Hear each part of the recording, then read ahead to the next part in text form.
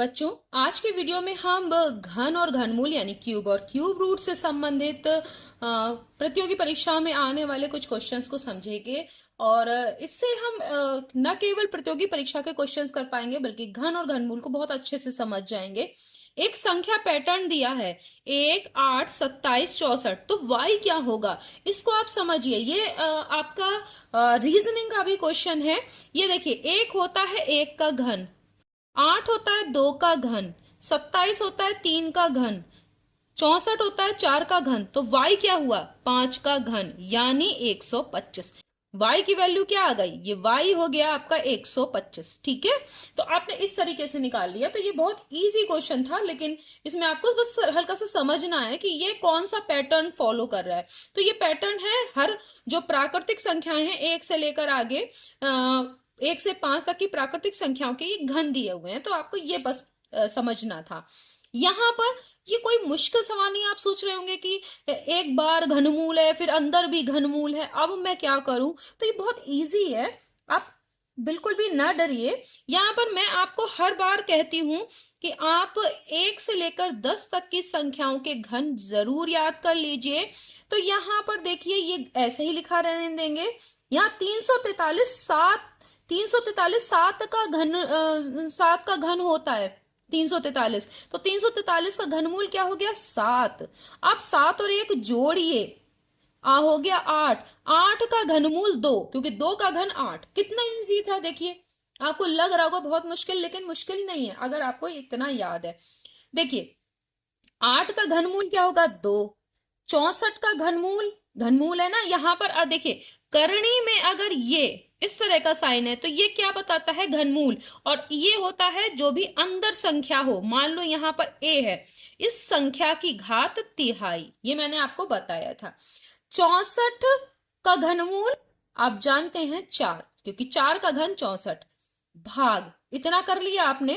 वर्गमूल निकालना है। अब देखिए, घनमूल वर्गमूल सब साथ में है।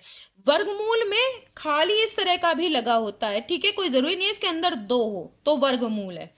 लेकिन घनमूल होगा या और कोई घात होगी तो भी आपको यहाँ पर लिखा होगा वर्गमूल। 100 का वर्गमूल लेंगे तो 10, क्योंकि 10 का वर्ग 100 होता है। 10 गुणा 10 100 होता है कि नहीं होता है? और 7 का वर्ग 49 होता है, तो 49 का वर्गमूल हो गया 7। अभी पहले आप ऐसे करे ले रहे हैं। और 125 का घनमूल 5, क्योंकि 5 का घन 125। इतना हो गया कि नहीं हो गया? अब क्या करना है इसको? जब यहाँ पे क्या करेंगे, अगर आप इनको, अगर आपको देखो सॉल्व करना है तो यहाँ पर तो एक सॉल्व हो ही रहा है। 2 एकम 2, 2 दूनी 4, तो यहाँ हो गया 1/2 भाग 10/7 गुणा 5। तो आपको यहाँ पर क्या करना है? यहाँ देखिए, एक जगह भाग है, एक जगह गुणा है। तो आपको पहले भाग करना है बॉड मास से।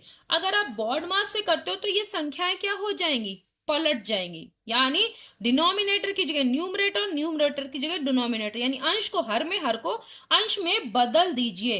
1/2 गुणा का चिन्ह लगाएंगे तो 7/10 हो जाएगा गुणा 5 हो गया। पहले इसे करेंगे भाग को, फिर गुणा।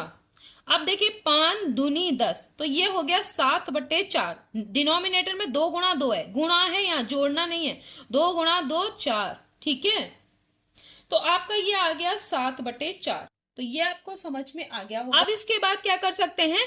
अगर इसको सही बटन में बदलना हो तो 4 से 7 में भाग देंगे। ऐसे करने की जरूरत नहीं है, लेकिन मैं बता रही हूँ कि कैसे भाग दिया था। 4 एकम 4 3, तो ये एक सही 3/4। इसको इस तरह से भी लिख सकते हैं भाई, 4 एकम 4, फिर 3 बचेगा शेषफल में, और यहां पर आ गया आपका ये 4 जिससे भाग दिया है। तो एक सही 3/4 या 7/4 जो भी है आपका, ये दोनों ही आंसर सही है।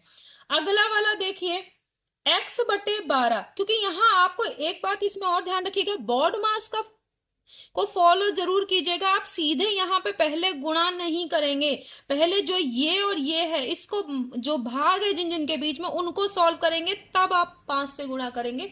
इसको ध्यान रखिएगा, नहीं तो आपका क्वेश्चन गलत हो जाएगा। बॉड मास, आप बॉड मास जानते ही होंगे कि जो मिश्र संक्रियाएं हैं उनको कैसे किया जाता है। अब यहाँ पर देखिए, 1331, ये 11 का घन होता है, तो ये 1331 का घनमूल 11। 64 का घनमूल 4, हो गया। आप एक काम कर सकते हैं, वहां पर अगर आपके पास टाइम कम है तो आप क्रॉस मल्टीप्लाई और इसके झंझट में ना फंसिए। 4 तियां 12, डायरेक्ट नीचे नीचे आप काट सकते हैं अगर इक्वल का साइन है बीच में तब।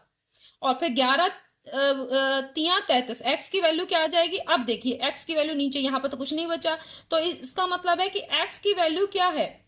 33, क्योंकि 11 तियां 33 डायरेक्ट आ गया। तो आप इस तरीके से कर सकते हैं, क्योंकि अगर आप लंबा सवाल करेंगे तो आपको फिर दिक्कत होगी। तो आपने इस तरीके से कर लिया, तो ये सवाल आपका हो गया। कितना आसान है, जल्दी से हो गया। तो आप स्टेप्स को थोड़ा स्किप करेंगे, क्योंकि आप बहुत ज्यादा करेंगे कि आप देखिए, अभी देखिए मैंने जो किया उसमें थोड़ा टाइम कम लगा। इन केस आप अगर वैसे ही करते क्रॉस मल्टीप्लाई, तो एक्स बराबर होता 12 गुणा 11 अपॉन 4, ये आप इस तरह से लिखते। फिर 4 तियां 12, फिर 11 तियां 33, इतना टाइम वहां नहीं होता। आप इसको इस तरह से भी कर सकते हैं, ठीक है। तो आप इसको स्किप करेंगे, आप इस तरीके से करेंगे। ये वाला कैसे होगा? देखिए रूट एक्स है और यहाँ पर जो है आपका घनमूल है, तो यहाँ वर्गमूल है, यहाँ घनमूल है। तो आप यहाँ पे ऐसे ही लिखिए, और यहाँ हो गया आपका 0.0064, इतना लिखा रहने दीजिए और घनमूल निकाल लीजिए। 8 का घनमूल होता है 2। अब आप कहेंगे खाली 2 कैसे, पॉइंट कहाँ लगाएंगे? फिर तो आपको प्रॉब्लम हो जाएगा, क्या .2 होगा? क्योंकि मैंने अभी एक में बताया था, अगर नहीं आपको समझ में आ रहा तो आप एक बात देखिए। इसको यहां पर दशमलव के बाद 1 2 3 संख्याएं, 3 अंक हैं, तो आप क्या करेंगे? 3 जीरो लगा के दशमलव हटा दिया। अब इन इन आगे वाले जीरो की कोई वैल्यू नहीं। 8/1000 हो गया। 1000 पेयर बन रहा है जीरो का, तो यहां हो जाए 8 का घनमूल 2 और 1000 का घनमूल 10। तो ये .2 हो गया कि नहीं हो गया? जैसे मैंने पहले एक वीडियो में बताया था कि अगर पॉइंट लगा है किसी संख्या में, 0.008, 3 के बाद, पीछे से 3 के बाद अगर दशमलव लगा हुआ है और उसका घनमूल निकालना है, तो घनमूल में सिर्फ एक होगा पॉइंट में। तो ये अगर इसको 2/10 को .2 भी लिख सकते हैं कि नहीं? अब x की वैल्यू निकालनी है, तो ये वर्गमूल का साइन हटाना पड़ेगा। अब वर्गमूल हटाना पड़ेगा, तो इसका दोनों तरफ का क्या करोगे? आप वर्ग करोगे। ये तो यही चीज है, तो इसको अब मैंने समझाने के लिए बताया था, ये .2 है। अब अगर वर्ग करोगे तो वर्ग में क्या होगा? देखिए 2 का वर्ग 4। अब वर्ग कर रहे हो, 2 बार इसे लिखोगे .2 तो एक के बाद दशमलव इसमें, एक के बाद दशमलव दूसरे वाले में आएगा, क्योंकि .2 का वर्ग का मतलब होता है .2 मल्टीप्लाइड बाई .2। तो यहां हो जाएगा 2 के बाद दशमलव लगाएंगे तो .04। ध्यान दीजिए, x अपॉन ये क्या हो जाएगा आपका? ये भी, यहाँ का भी वर्गमूल हटेगा, यहाँ भी वर्गमूल हट जाएगा, तो यहाँ होगा 0.0064।